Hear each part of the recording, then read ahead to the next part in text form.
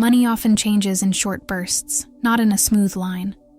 A person can work hard for weeks and feel stuck, then shift in one day. That shift isn't random. It usually happens during a rare mental window. When they miss it, it looks like nothing ever works for me. When they catch it, it looks like, how did this open up so fast? And that's why it can feel like the chance doesn't show up twice. A window is a brief period when the mind exits anxiety, urgency, and enters coherence. In coherence, their thoughts stop fighting each other and start aligning. Their body isn't bracing for impact, so perception becomes cleaner and wider. They don't feel numb. They feel steady, present, and internally organized.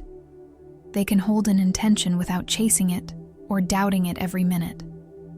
This state quietly changes how they decide, what they notice, and what they do. Here's the key. Opportunity is often state-dependent. In urgency, the brain scans for threat, so it sees problems and misses pathways. In coherence, the same brain scans for patterns, leverage, timing, and people. So the same situation can look empty in panic and full in clarity. That's why repeating the exact external moment doesn't recreate the same outcome. It's not that life won't offer again, it's that the person won't see it the same way. Inside the window, decisions become fewer, calmer, and more accurate. They stop asking, how do I fix this right now? And ask, what's the next right move? They choose actions that build results instead of actions that soothe fear. For example, one focused outreach list beats 10 scattered attempts to try everything. They tighten their offer, clarify a price, set a boundary, or follow up without apology. Small and concrete steps land differently when the mind isn't in survival mode. Coherence also changes how they interpret risk and time. In urgency, they undercharge, overpromise, or take deals that drain them. In coherence, they negotiate, they say no, and they pick what compounds. A practical move. They define one metric they can control today: calls, proposals, content, delivery.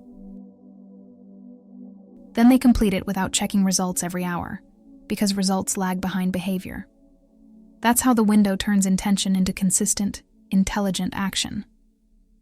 This is why money doesn't appear twice for many people. They think the missing piece is more hustle, more information, more force. But the missing piece is often the internal shift that makes the obvious visible. They don't need a new life. They need a regulated nervous system and a clear next step.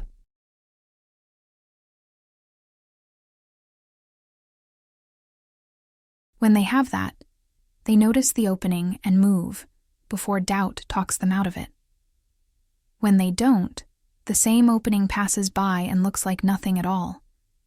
And there's a specific sign that closes the window without warning. It feels like being responsible, but it's actually the mind returning to threat. It shows up as compulsive checking, comparison, rushing, and trying to force money to obey. The person doesn't realize they've left coherence until they're already reacting again. That pattern is subtle, common, and costly, and it's exactly what comes next. So what is the signal, and how does it make them lose the window in plain sight? The window doesn't usually slam shut with a bang. It closes with a habit. The clearest signal is compulsive monitoring, checking results just to be safe. They look at the bank balance, the sales dashboard, the views, the messages. Again, it feels responsible, but the body reads it as something's wrong, stay alert. And once the nervous system gets that memo, coherence fades in minutes. They don't notice the shift. They only notice the pressure coming back. Here's what's happening under the hood. The brain treats uncertainty like a threat. Every refresh is a tiny question. Am I safe yet? And the answer is rarely satisfying. So the mind escalates. Check more, think faster, push harder, control tighter. That loop keeps stress hormones circulating, which narrows attention and shrinks options. In that state, they don't choose well, they choose fast, and fast isn't always smart. The window needs steadiness, but the checking trains the opposite. Then the pattern stacks up: desperation, comparison, and hurry. They see someone else's win and instantly feel behind, so they rush the next move. They start forcing money, chasing leads that don't fit, cutting prices too quickly, overpromising delivery. They tell themselves, "I'll relax when it lands." But relaxation never arrives on that timeline. Because the mind in threat mode can't receive a win. It scans for the next danger. So even good news doesn't open the window. It just fuels more monitoring. A mentor would give them a simple rule: separate action from checking. Action happens in planned blocks. Checking happens at scheduled times, not on impulse.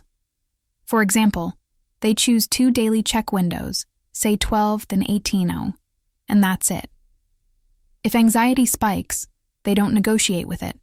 They return to the next action on the list.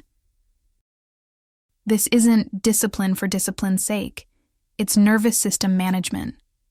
Because coherence is built by predictable behavior, not by constant scanning. They can also learn to catch the signal in the body before it becomes behavior. Tight jaw, shallow breathing, stomach tension, restless legs that can't sit still, feeling. Those aren't personality traits. They're the body saying, "We're in threat." If they ignore it, they'll reach for the phone, the dashboard, the comparison again. If they notice it early, they can interrupt the spiral before the window disappears. Awareness isn't soft, it's strategic, and it saves money decisions. So they replace the checking with a short reset and a concrete next step. 1 breath cycle slower than usual, shoulders down, eyes soften. Then 1 written task. Not 10 tasks, not a new plan, not more research, just 1 measurable move.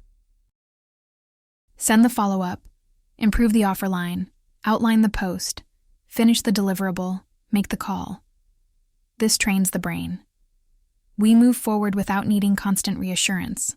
And over time, the window stays open longer because the system learns safety through action. But there's an even deeper layer that most people miss. The act of monitoring doesn't just reflect lack. It can reinforce it through attention and emotion. They watch what's missing, feel the lack, decide from the lack, and then get results that match. Not as magic, more like a psychological feedback loop that tightens every time they observe. Once they see that loop clearly, they stop feeding it and start changing outcomes on purpose. And that leads straight into the next topic: how observation turns into scarcity in practice. When people say quantum, a mentor doesn't treat it like physics in a wallet.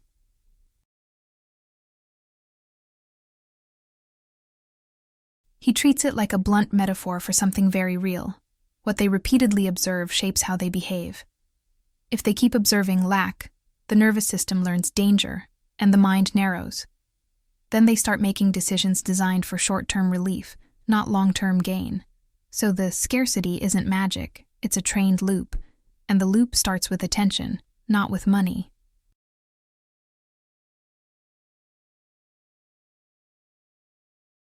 Observation in practice is behavior: checking, scanning, measuring, and interpreting. If they watch their bank balance like it's a heart monitor, the body reads it as survival. If they track likes and sales every hour, the brain hears, "We're not safe yet." That produces tension, and tension changes choices. Fast. They become reactive, not strategic, even if they're trying to be smart. So observation becomes a steering wheel, whether they admit it or not. Here's the loop in plain terms: attention, emotion, decision, result. They focus on the missing money, and the emotion becomes fear or urgency. From fear, they decide to discount, rush, overwork, or chase low-quality opportunities. those actions often create weak results, which then prove the original fear. Now the mind trusts the scarcity story more than it trusts the plan. And the next day, the observation gets even more intense. A common example is pricing and negotiation. When someone observes lack, they tend to undercharge to feel chosen. They accept bad terms, they avoid boundaries, and they trade future stability for immediate comfort. Then they deliver stressed, resentful, and inconsistent, because the deal itself is misaligned. That leads to churn, low referrals, and a stronger sense that money is hard, not because money hates them, but because the loop trained their behavior. Another example is the research trap, disguised as responsibility. They keep observing problems, comparing strategies, collecting advice, and delaying action. The emotion becomes overwhelm, so the decision becomes postponement or scattered effort. Results stay flat, which reinforces the belief that they need even more information. A mentor calls this watching the map instead of walking the road. Observation without execution quietly turns into scarcity over time. So the practical move is to change what observation means. They still measure, but they measure controllables. Outreach sent, proposals delivered, hours shipped, skills practiced. They limit financial checking to set times, and they stop using numbers as emotional weather. They replace, "Is it here yet?" with, "What did I move forward today?" This shifts emotion from threat to agency, which changes decisions immediately. And over a few days, the results begin to reflect that steadier pattern. Once they see this, they realize the real power is not manifesting, it's interrupting the loop. When observation stops feeding fear, the nervous system settles, and better options become visible. But there's a deeper turning point than a single interruption. There's a moment when they hold a new internal state long enough that behavior changes consistently.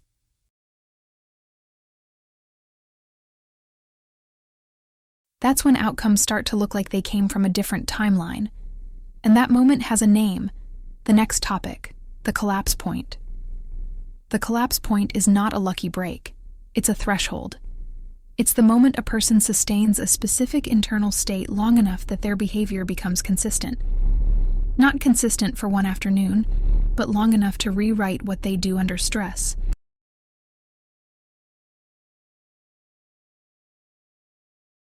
That's when money starts to shift, because the actions that create money finally stabilize.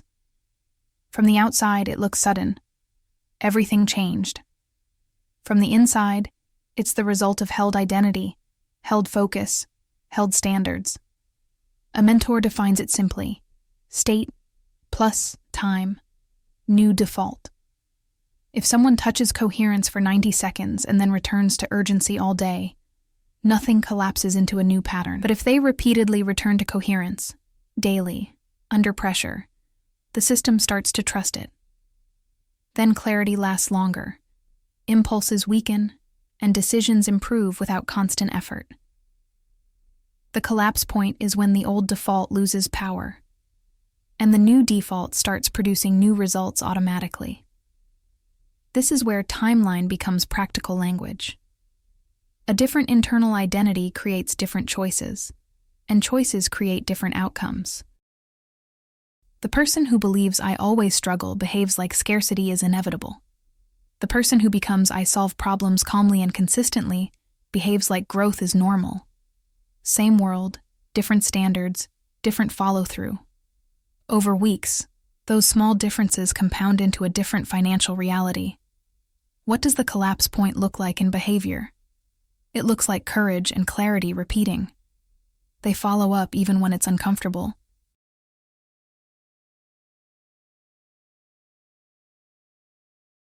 They improve their offer instead of complaining about the market. They build a pipeline instead of waiting for motivation.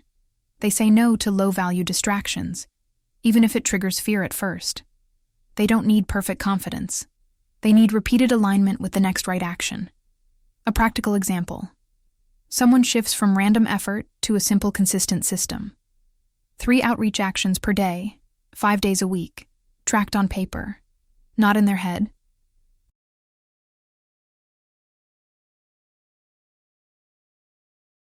One weekly offer improvement, clearer promise, cleaner pricing, better proof, stronger call to action.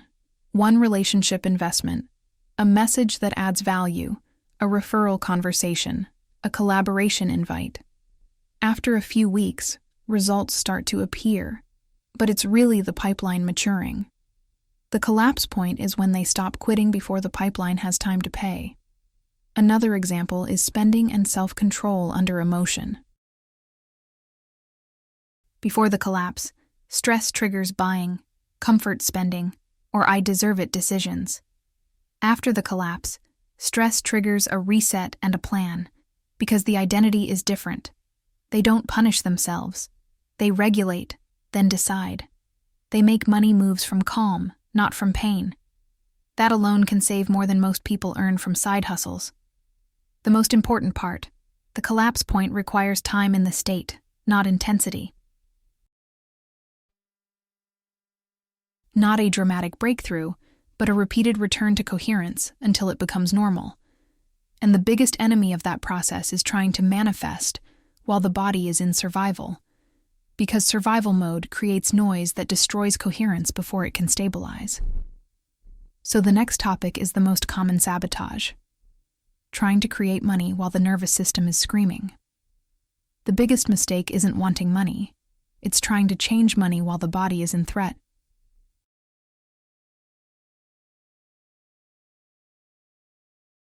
When the nervous system is in survival, the mind can repeat affirmations, but the signal underneath is panic. That panic becomes noise, mental noise, emotional noise, and behavioral noise. And noise destroys coherence, which destroys the quality of decisions. So they try harder, but the harder they try, the more their system tightens.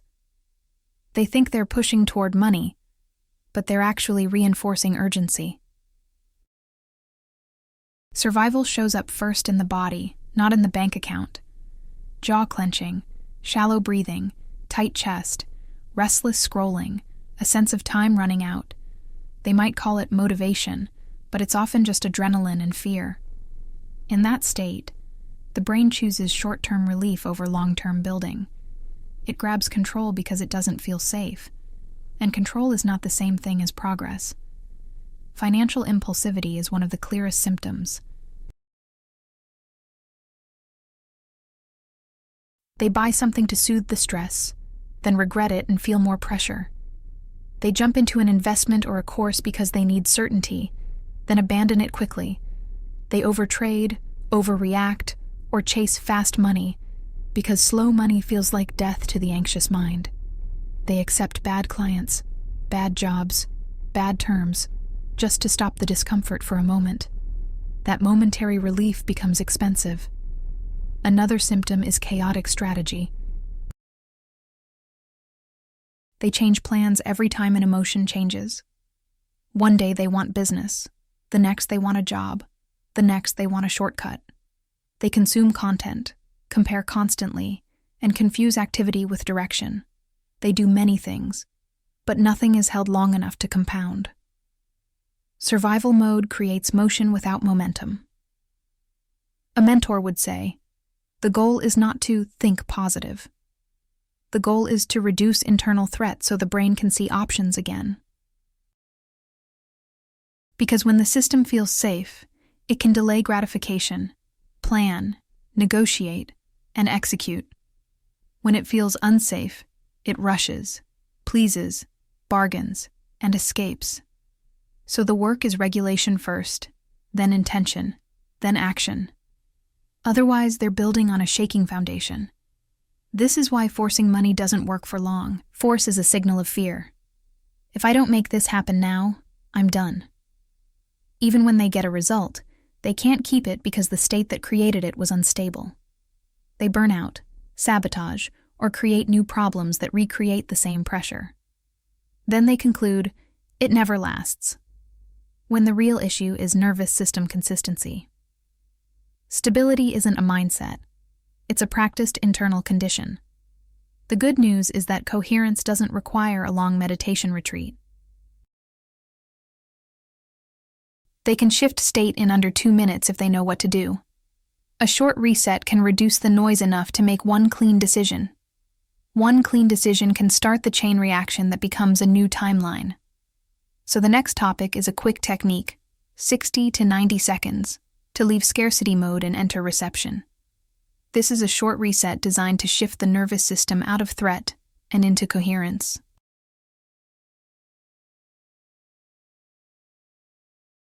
It's not a spiritual performance. It's a state change, so decisions improve immediately. The goal is simple. Reduce urgency, create internal alignment, then choose one clear action. They don't need perfect calm. They need less noise. Done correctly, it feels like the mind gets quieter and the next step becomes obvious, and it only takes 60-90 seconds. Step 1. Breath to signal safety, about 30 seconds. They inhale through the nose for 4 seconds, then exhale slowly for 6-8 seconds. Longer exhale is the key. It tells the body to downshift from alert mode. They repeat this 3-4 times, keeping shoulders low and jaw unclenched. If thoughts race, they don't fight them. They return to counting the exhale. This is the fastest way to interrupt the threat loop on demand. Step 2. Release tension intentionally, about 20 seconds. They scan 3 areas: forehead, jaw, and belly. They soften each one like they're turning down a volume knob. If they can, they drop the tongue from the roof of the mouth and relax the eyes. This matters because the body leads the mind. Relaxed muscles reduce alarm signals. They're not trying to feel good. They're trying to stop bracing. Step 3. Set one specific intention, about 15 seconds. Not, I want more money, but something concrete. I will send 2 proposals today. Or, I will finish the landing page section and publish it. Or, I will message 3 people with a clear offer. Specific intentions create direction. Vague intentions create fantasy. They pick one outcome they can control in the next 24 hours. Step 4. Identity phrase, about 10-15 seconds. They say it slowly, once or twice, while exhaling. I am the kind of person who receives with calm and executes with clarity. Or, if you want it closer to your line, I am the kind of person who receives opportunities consistently. The point isn't to convince the universe. It's to set the internal standard their behavior will follow. Identity is a decision that tells the brain what actions match the new state. Step 5. Micro-action immediately, the final 10 seconds. They do one tiny move that proves the state: open the email draft, write the first line, send the first message. Not planning, not researching, not checking results, just initiating the action. This locks the reset into reality, because the brain learns through behavior. Coherence without action becomes temporary relief. Coherence with action becomes change. That's how they train the window to stay open longer. The real power is that this reset becomes a trigger. Stress, reset, clear action. And once they can do that, they start noticing something important. There are moments when the window is open before they even do the technique. They feel calm, clear, and steady. And those are the moments to move fast in a clean way. So next, how to recognize when the window is open and what to do immediately. When the window is open, it doesn't feel like hype. It feels like internal quiet with sharp awareness. They're not euphoric, and they're not numb. They're steady. They can think about money without a spike of fear. They don't need constant reassurance to move. And that's the first sign. Calm without apathy. The second sign is focus without pressure. They can choose one priority and stay with it. There's no frantic switching, no urge to do everything at once. They don't feel rushed by time, even if time is limited. They feel directed, like the next step is clear and realistic. That clarity is the mind in coherence. The third sign is less need to control. They can tolerate uncertainty without compulsively checking results. They don't refresh dashboards to feel safe. They're willing to act first and let results catch up later. They stop negotiating with anxiety. This doesn't make them passive. It makes them strategic. The fourth sign is clean perception of opportunity.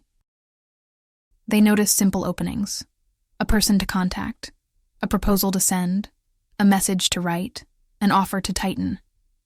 It doesn't feel like a big break. It feels like an obvious lever. They see what matters and what doesn't, with less mental debate.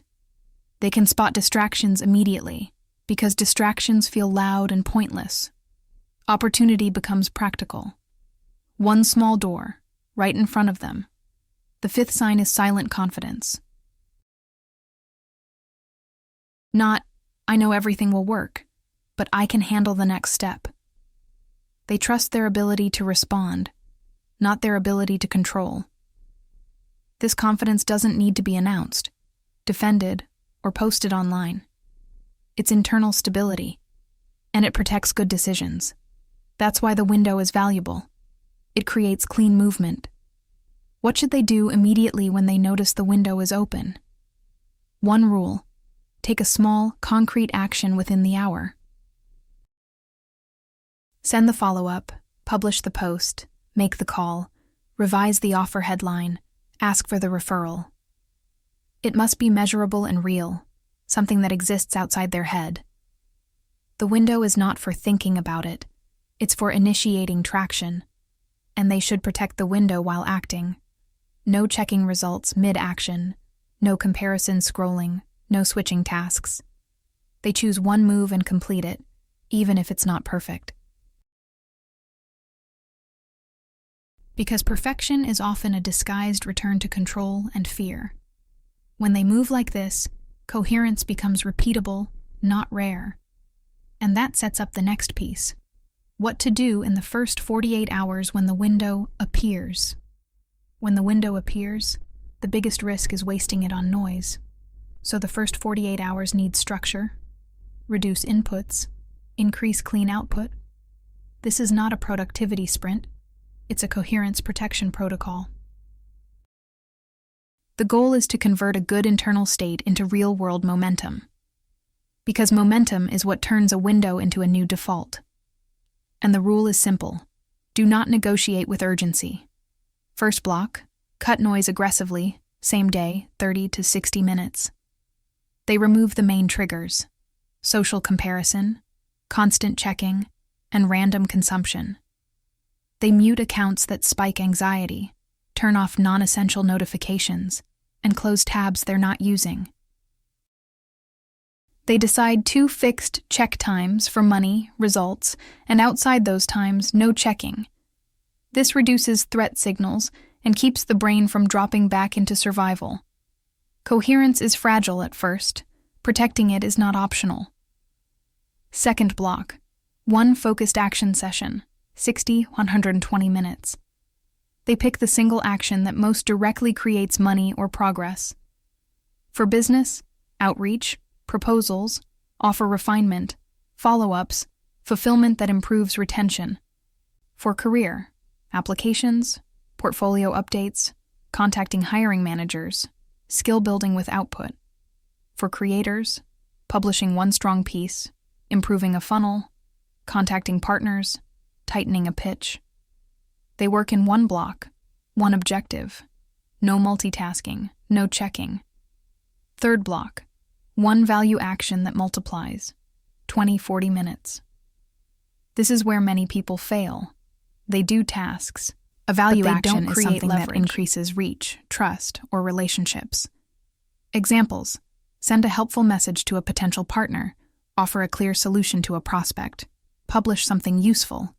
It must be genuine value, not begging, not vague networking. They create goodwill and visibility while the window is open. Then comes the stabilizer, a written rule for the next 48 hours. Rule: if I feel urgency, I pause, reset for 60 seconds, and return to the next task. No impulsive spending, no sudden pivots, no emotional decision-making. They don't fix life in 48 hours. They protect consistency in 48 hours. Urgency will try to renegotiate. They refuse the negotiation. This is how the new identity becomes stronger than the old panic. Next, they create a simple micro-plan for tomorrow, 10 minutes, written. 1 priority action block, 1 value action, and 1 maintenance action. Sleep, movement, food. They schedule it like an appointment, because coherence needs structure to last. They also choose 1 stop time for work, because burnout is a fast return to survival. A regulated body sustains better decisions. That's not optional in money building. This is how they keep the window open into day 2. Finally, they track the right thing. Behavior, not immediate results. They record, outreach sent, work shipped, offer improved, conversation started, content published. They don't record constant emotion-based interpretations of numbers. Results lag, behavior leads. If they keep behavior clean for 48 hours, outcomes start to shift soon after. And once outcomes begin to shift, the mind will want to obsess and check again. Which brings the whole framework full circle. Protect coherence, act precisely, and refuse urgency.